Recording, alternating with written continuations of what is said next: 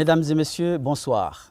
Merci de nous accueillir chez vous et bienvenue dans votre émission littéraire Mots d'ici et d'ailleurs. Mots d'ici et d'ailleurs est une émission proposée et préparée par le ministère de l'Éducation nationale et de la formation professionnelle en collaboration avec la RTD et le Centre régional pour la francophonie.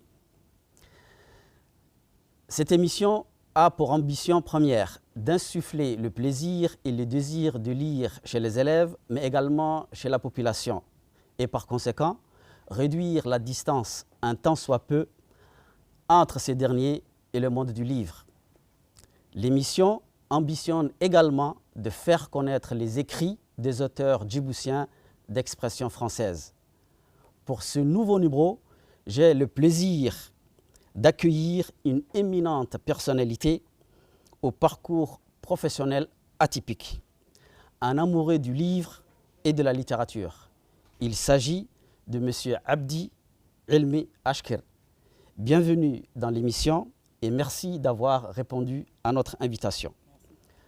M. Abdi, après avoir obtenu votre baccalauréat littéraire en 1975, comme tout Djiboutien de l'époque, vous vous êtes envolé en France pour poursuivre vos études supérieures. Vous faites des études de journalisme et de lettres modernes. En 1983, vous décrochez une maîtrise de lettres modernes avec mention très bien à l'Université de Strasbourg. À votre retour au pays, vous démarrez votre carrière dans l'enseignement. Vous enseignez les Français dans les différents collèges de la capitale. De 1986 à 2008, vous avez été tour à tour inspecteur de l'éducation nationale, chef de service administratif au ministère de l'Éducation nationale, directeur général de l'Éducation nationale, directeur du travail, directeur de cabinet du Premier ministre, conseiller technique auprès du Premier ministre. L'année 2011 fut pour vous l'année de consécration d'une longue et riche carrière administrative sans tâche. En effet, vous accédez à la plus haute fonction de l'administration. Vous êtes nommé ministre délégué au commerce, au tourisme, à l'investissement et à la formation professionnelle, poste que vous occuperez jusqu'à 2013. Actuellement, vous êtes secrétaire général du ministre auprès de la présidence chargée des investissements, mais en même temps conseiller du président de la République. Dans le domaine de l'écriture, vous êtes un passionné de la littérature en général et de la poésie en particulier. Vous avez co-traduit un recueil de poèmes intitulé « Les fruits mûrs de la langue maternelle ». Dans les bras nus du Ramsim est votre première publication parue en avril 2022 aux éditions L'Harmattan. Ce matin, nous allons décortiquer cette dernière œuvre dans les bras nus du Ramsin. En effet, dans les bras nus du Ramsin est un recueil de poèmes très imagé, d'une beauté et richesse linguistique exceptionnelle et d'une profondeur sémantique inouïe. Vous embarquez le lecteur dans un périple au cœur de la brousse. Par votre plume légère et votre verbe tantôt suave, tantôt amer, vous emportez le lecteur au bord de la mer Rouge, où vous chantez le désert comme un espace d'évasion, d'enchantement. Vous glorifiez le nomadisme. Vous célébrez la vie de nomade, une vie rythmée par l'espoir et la souffrance, par l'espérance et l'amour. Dans les bras nus du Ramsin, vous laissez entrevoir les robes changeantes du temps. Vous évoquez des terres pleines de mystères et des mythes ancestrales. En somme, vous brossez dans votre ouvrage, avec un langage épuré, la résilience du nomade en perpétuel mouvement dans un univers mythique et mystique, ainsi que le combat permanent qu'il livre avec fierté à une nature déchaînée et inhospitalière. Donc, d'abord, j'ai envie de vous poser deux questions sur la forme. vous conviendrez avec moi que la poésie est un genre littéraire très contraignant, qui obéit à des règles strictes.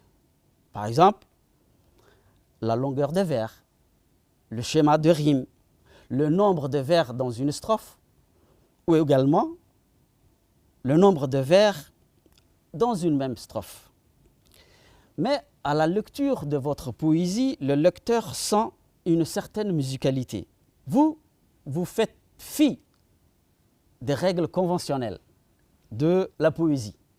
Pourquoi ce choix? Comment expliquez-vous cela? Merci.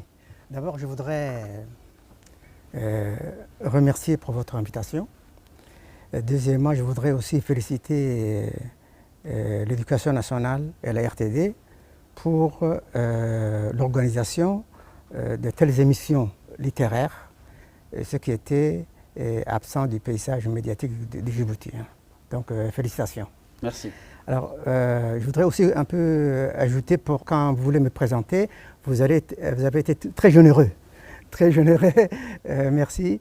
Et dernièrement, j'ai été nommé directeur de l'autorité des régulations. Vous ne saviez pas.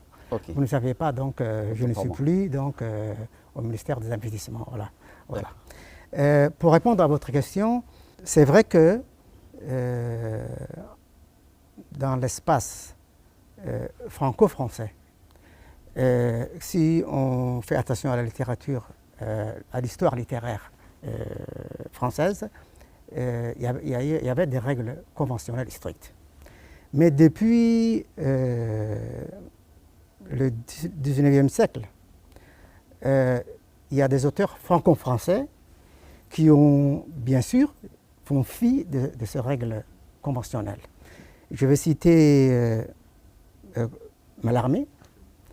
Dans le poème Azur, il n'y a pas de rime. Je vais citer, comment dirais-je, Apollinaire. Dans Alcool, il n'y a pas donc, de rime, et ainsi de suite. Et dans l'espace africain, dans l'espace africain d'expression française, Aimé Césaire, dans son fameux recueil de poèmes, Cahier d'un retour au pays natal, il n'y a pas de rime. Senghor, femme africaine, il n'y a pas de rime. Dans le poème de Kamaralai, femme africaine, femme noire, femme africaine, il n'y a pas de rime. Donc je ne suis pas le premier à s'être affranchi de ces règles-là. Et puis deuxièmement, je suis djiboutien, je pense djiboutien. Je pense djiboutien, donc pour moi c'est une contrainte. Donc je m'affranchis de tout cela et je m'intéresse à mes émotions, à mes sensations, et après je réfléchis quelle forme elles peuvent prendre. Voilà. Très bien, c'est une manière d'être libre pour exactement. Pouvoir exprimer ses pensées. Exactement. Et dans plusieurs interviews que vous avez données et que j'ai écoutées, vous revendiquez le nomadisme. Vous avez souvent dit que je suis nomade, je viens de la brousse, je suis né là-bas. C'est ça. Est-ce qu'on peut dire que dans votre poésie, il y a une forme de nomadisme? Bien sûr. J'ai dit souvent que les Djiboutiens sont des nomades qui viennent d'arriver en ville ou de pères nomades, généralement. Hein. Donc, et puis nous avons comment dirais-je, des proches qui vivent dans le monde rural. Donc, et puis si vous vous déplacez dans le monde rural djiboutien, vous voyez bien comment vivent ces nomades. Ce sont des semi-nomades. Hein.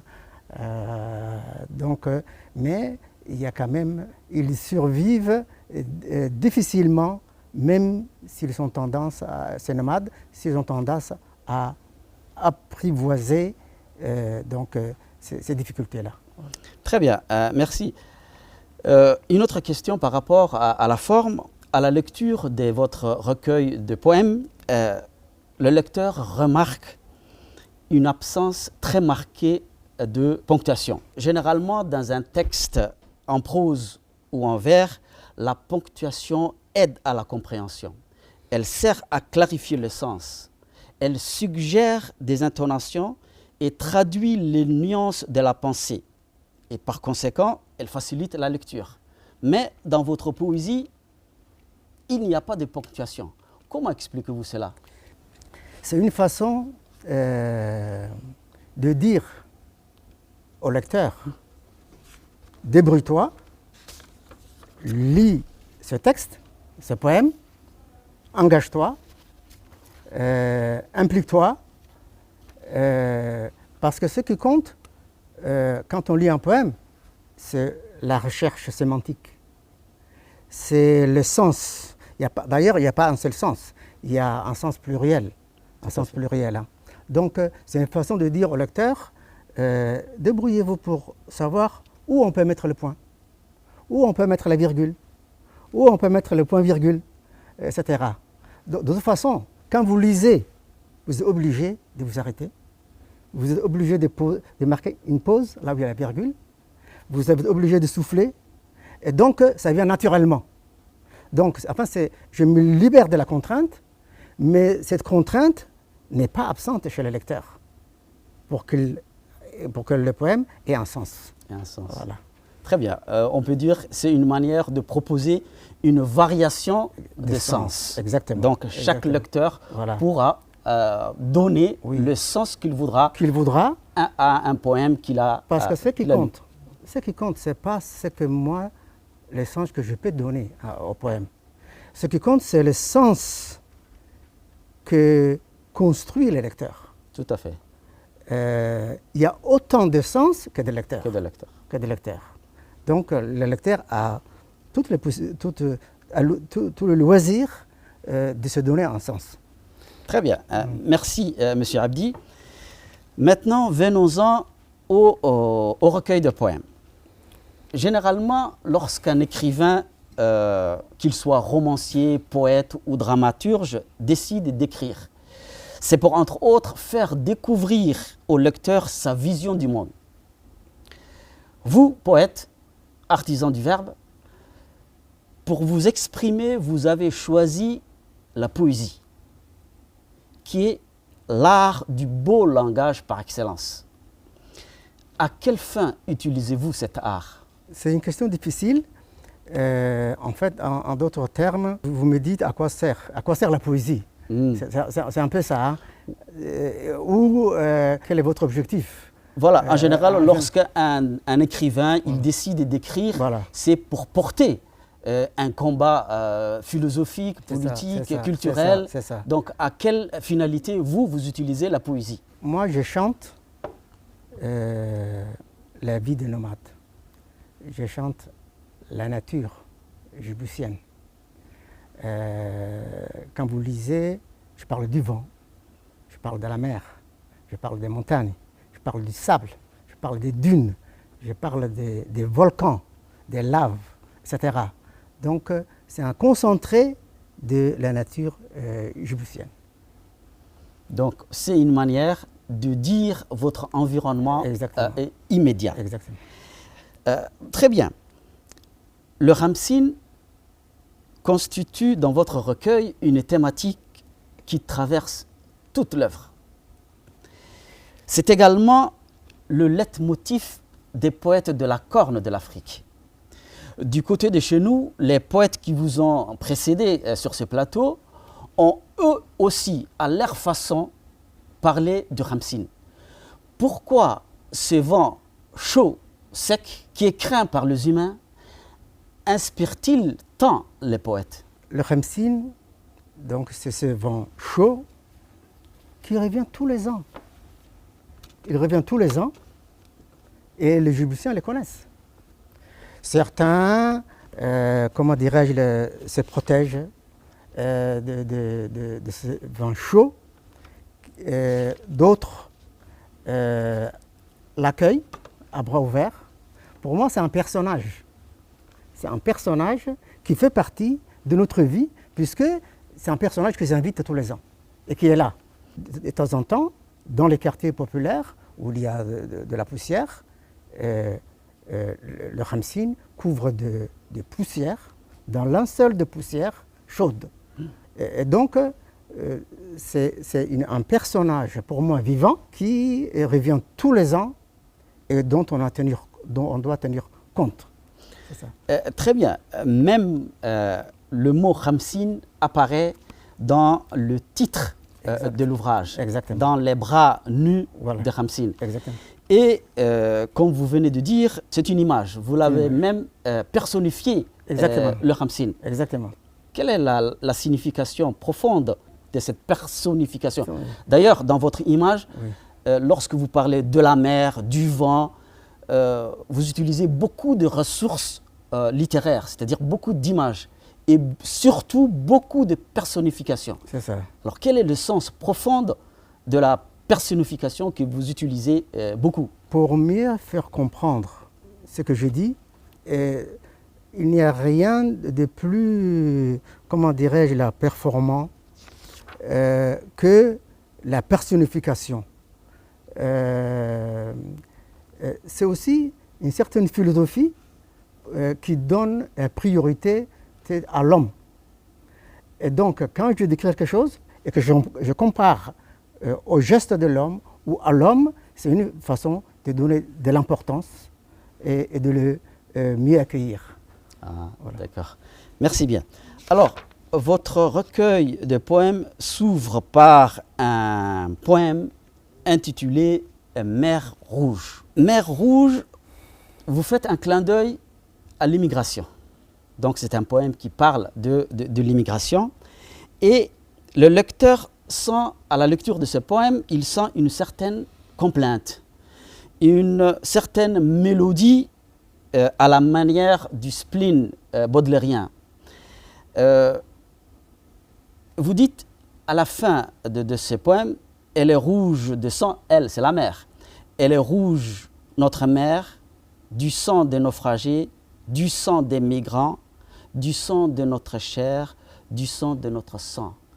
Là, on a l'impression que vous êtes triste, exprimez un regret, et une fois arrivé au dernier vers, c'est comme si vous aviez lâché votre stylo. Oui.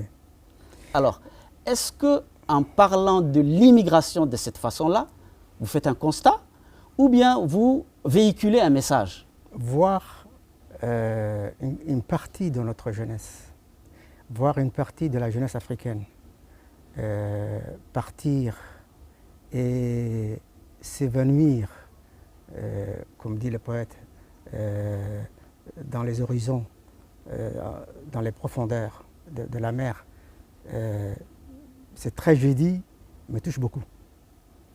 C'est une partie de nous-mêmes, c'est une partie, c'est comme si nous-mêmes, on se trouvait dans cette situation.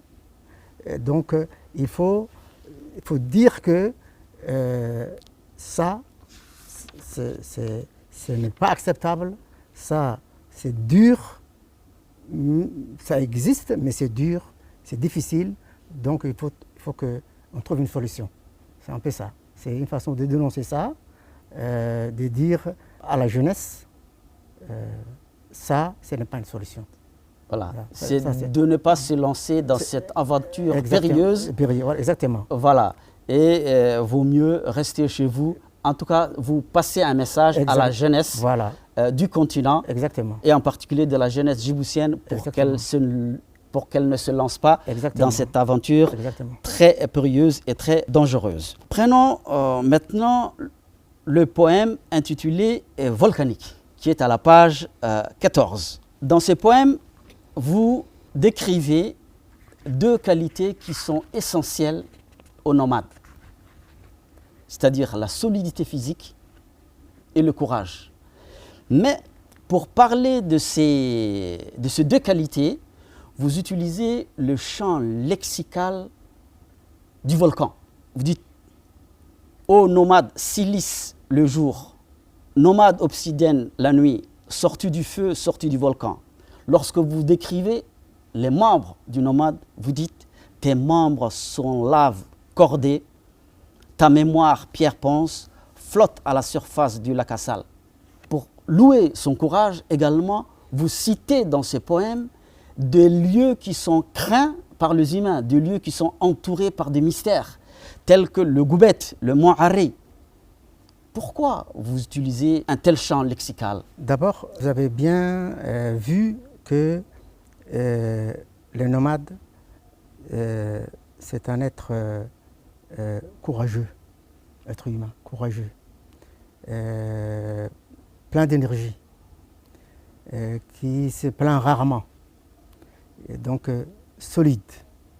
C'est pourquoi je le compare à l'obsidienne. Je ne sais pas si tout le monde voit ça. C'est une roche éruptive. Éruptive, voilà, du volcan, qui vient du volcan, et c'est très dur. Et c'est très dur. Ensuite,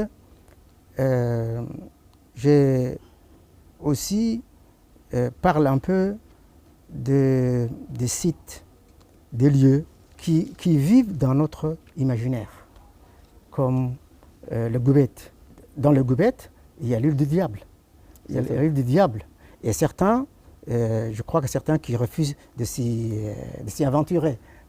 Parce qu'il paraît qu'il y a des djinns et des diables, je ne sais pas en tout cas, mais c'est ce qu'on dit. Hein. Donc c'est un peu... Ils disent que c'est une île habitée par des démons. Par des démons, voilà. Par des démons. Je ne dirais pas que ce n'est pas vrai. Je ne vais pas dire aussi non plus que c'est faux. que c'est faux, hein. Il faut aller voir. Il faut aller voir, mais en tout cas, ça c'est présent dans l'imaginaire des Djiboutiens. Des Djiboutiens. Voilà. Et ce qui est très impressionnant aussi par rapport à cette robustesse et à sa résistance, vous dites, du riff de ta mémoire jaillit en fusion le magma fondateur du premier homme. C'est comme si c'est le magma qui a donné naissance à cet homme nomade. Bien sûr. N'oubliez pas, le premier homme, après Adam, le premier homme, s'est mis debout ici dans la Corne de l'Afrique. L'humanité est partie de la Corne de l'Afrique. Donc nous revendiquons cette intériorité qui est très importante, et c'est ça qui donne cette solidité, et ce courage, cette énergie aux nomades. Vous dites également que c'est quelqu'un qui perpétuellement livre une bataille à la nature. Bien sûr, toujours d'ailleurs combatif. D'ailleurs, nous avons des leçons à apprendre, du courage du nomade. Hein. Nous, le citadin, c'est des gens courageux et donc qui doivent être pour nous des exemples. Des exemples à suivre par rapport à leur courage, à leur ténacité. Ils ne lâchent rien devant les difficultés. Exactement. Peut-être vous êtes d'accord avec moi. Les nomades, ce sont des gens qui vivent au rythme des saisons. Tantôt, ils connaissent une période difficile durant laquelle tout est rare, et tantôt une période d'abondance. Et l'architecture du poème intitulé « Sève », à la page 19, ce poème reflète ces deux moments, la période d'abondance et la période où tout est rare. Dans la première partie du poème, vous décrivez un espace vide de vie, comme si la vie s'était arrêtée, éteinte. C'est la désolation. Et puis, dans la seconde partie, la nature renaît. C'est la renaissance de l'espoir. C'est la vie reprend son cours normal. Et juste avant la fin, vous dites que la période d'abondance ne dure pas longtemps, elle est furtive. Et vous clôturez le poème par la patience. Peut-on dire que la patience fait écho au titre du poème « La sève ». La sève, rappelons-le, c'est ce liquide qui permet à l'arbre de vivre. Est-ce qu'on peut dire que la patience est pour le nomade ce que la sève est pour l'arbre? Bien sûr. La sève, c'est un peu le sang du corps humain. Notre sang, c'est comme la sève de l'arbre. Et quand on parle de sève, il faut entendre par là qu'il y a de l'énergie. Et cette énergie facilite la patience. Et quand vous conjuguez patience et énergie, ça vous donne la force de vaincre, comment dirais-je, les difficultés que rencontre le nomade, bien sûr, hein, etc. Donc, le nomade est patient parce qu'il vit dans un monde que nous voyons comme hostile, mais que lui, il a essayé et parfois réussi à apprivoiser. Très bien.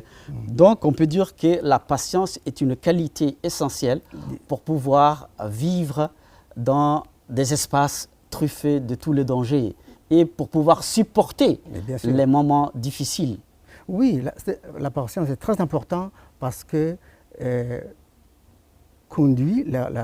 conduit à, comment dirais-je, à la résilience. Donc, les nomades, c'est cet être humain résilient, patient, et ce qui lui permet de, comment dirais-je, de vaincre donc l'hostilité de la nature. Dans votre recueil de poèmes à la page 24, vous faites voyager le nomade. Vous le transportez dans un pays occidental, sous le ciel de Lutèce. Rappelons que Lutèce, c'est l'ancien nom de Paris. Et là, le poète se trouve à Paris. On sent dans votre poème qu'il est dépaysé. Il a du mal à s'acclimater. Et parce que tout simplement, il est fortement attaché à son espace de vie en son milieu. Vous dites, je lis le poème, « Sous le ciel de Lutèce, la lumière est mise en bière », c'est-à-dire en cercueil. Hein. Viens soleil du désert, viens chaleur de la mer Rouge, viens bramer une reine en rut. La Seine déborde d'un froid liquide et noie mon âme. Le vent de Lutèce bouboule comme un hibou. Viens soleil du lac à Sal, viens brûler mes veines. J'ai besoin de soif, de gorge sèche, de sable de braise et de cris de chacal. C'était un moment où je me trouvais là-bas et j'étais un peu dépaysé et j'avais donc la nostalgie de mon désert. Ça montre quand même que, quel que soit l'endroit où on se trouve dans le monde, on ne peut pas ne pas penser à son pays, on ne peut pas ne pas penser à ceux qui vivent avec nous. Donc c'est une sorte de nostalgie. Ce n'est pas original, hein, mais il faut le dire quand vous avez ces émotions et ces sentiments-là. Donc le Ramsin, tout en étant à Paris, le Ramsin vous a manqué. Oui, bien sûr, bien sûr. Bien sûr, la vous soif, pouvez le dire. La soif du désert également. Bien sûr. Soif du désert également. Les gens qui connaissent le désert ne peuvent pas se passer du désert. Hein. Quand vous vous promenez un peu, comment dirais-je, dans le monde rural, vous avez besoin de vous ressourcer, d'aller dans le désert. Et donc on peut dire beaucoup de choses sur le désert, hein. Mais ce n'est pas notre sujet. Dans votre poésie, la femme est également présente. La beauté de la femme est l'un des grands thèmes d'inspiration de la poésie. Et dans les poèmes ayant pour titre « Chant nomade » de la page 37, le poète célèbre la beauté de la femme. Et pour ce faire, il a recours à des images d'épanouissement de la nature. Vous dites par exemple le feuillage qui frissonne, les embruns de la pluie. Et face à la beauté de la femme aimée, le nomade, qui d'habitude est dur comme un roc, devient fragile, hypersensible. Puisque vous écrivez « Je m'abîme dans le parfum de ta poitrine. Ta présence me pénètre comme un vent violent. » Et le rayonnement de la femme est comparé à l'éclat du jasmin. Est-ce que vous pouvez nous lire ce poème, M. Abdi? Oui, c'est un poème, je dirais, c'est le nomade qui parle, ici. Oui. C'est le nomade qui parle et qui donc s'adresse à sa bien-aimée. Voilà. Donc c'est un chant d'amour. Donc le nomade voilà. est très romantique à ce que je vois. Notre littérature orale de la Corne de l'Afrique est riche de chansons d'amour, vous savez. Et donc je vais lire Chant du nomade. Un soupir émane de ton cœur comme un écho paresseux. Il vibre de bonheur. Mon front d'ébène se mire dans la source d'eau de tes yeux. Je m'abîme dans le parfum de ta poitrine de jasmin. Au tremblement de ton corps, je devine ton émoi, comme le feuillage qui frissonne sous les embruns de la pluie. J'attends que ta présence, souffle souterrain, me pénètre comme un vent violent. Tu es tendu comme la corde d'un arc dont la flèche perd patience. Que faire pour que le bonheur ne sorte pas de ses rives, que le jour ressemble au jour et aille tout droit sur le chemin de la germination et des récoltes immortelles. Voyez bien qu'en lisant, je mets les points. Rare. C'est une des rares dans la voix. Ouais, dans la voix. Dans la voix. Dans l'intonation, bien sûr. Dans l'intonation. Oui. On met le point. Oui. On ralentit un peu pour marquer une virgule. Donc c'est au lecteur de trouver exactement. Le rythme approprié pour pouvoir comprendre exactement. le poème. Exactement. Très bien, c'est un très beau poème. C'est sur ces très beaux vers que nous allons marquer une pause et donner la parole au public. À qui voudrait poser une question sur l'œuvre de M. Abdi. Bonjour. D'abord, je félicite le poète, voilà, Abdi El Ashkir, et puis aussi l'animateur de cette émission. Moi, je suis Ilyas Ahmed Ali, enseignant en lettres modernes et aussi formateur en TIS à l'université de Djibouti. Je vois que écrire à Djibouti et publier est un parcours de combattant. Donc, ma première question, ce serait quel est votre parcours et qu'est-ce qui vous a donné l'inspiration pour écrire et pourquoi écrire un peu tard, on peut dire. C'est vrai. Oui, bon, ça c'est ma première question, votre parcours pour écrire ça. Ma deuxième question est qu'il y a deux thèmes que je remarque. Deux thèmes. Mohamed Abdi a déjà tout dit sur les thèmes, etc. Bon, moi, j'ai remarqué qu'il y a une dualité entre la douleur et l'amour, même parfois l'amour physique, qui, sous forme de métaphores, d'images, etc. Donc, quel est ce rapport entre douleur et amour? Voilà mes deux questions. Merci, merci. C'est vrai que j'ai publié donc ce recueil de poèmes tardivement, c'est vrai, parce que je suis dans l'administration. Et donc, dans l'administration, si vous ne donnez pas un peu de temps pour écrire, vous n'avez pas le temps. Mais ma formation, par ma vie professionnelle au début de ma carrière, comme enseignant, je ne peux pas dire que je suis dépaysé dans l'écriture. Voilà. Ensuite, pour la deuxième question, douleur et amour. Vous savez, notre monde est complexe. Nos sentiments aussi sont complexes. Quand il y a douleur, cherchez à côté, il y a la joie. Et quand il y a la joie, cherchez à côté, il y a la douleur. Donc, c'est inséparable. Si vous êtes joyeux aujourd'hui, à côté, il y a quelqu'un qui est malheureux. Donc, quand on veut parler de la joie et quand on veut parler de la douleur, on pense qu'il y a une dualité, mais en fait, c'est une même pièce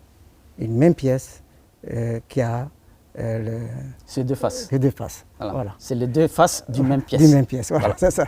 Bonjour, je m'appelle Soumaïa Yassine Doualé. Vous avez parlé d'émotion lorsque vous avez écrit ce recueil. Mais est-ce que l'émotion seule suffit à écrire un poème? Si oui, pouvons-nous dire que la poésie trouve son inspiration que dans les sentiments, où il y a d'autres sources d'inspiration? Ça, c'est ma première question. Ma deuxième question, pour nous parler de votre expérience personnelle, de ce que vous avez vécu en brousse. Vous avez opté pour l'écriture poétique. C'est quoi la spécificité de cette écriture?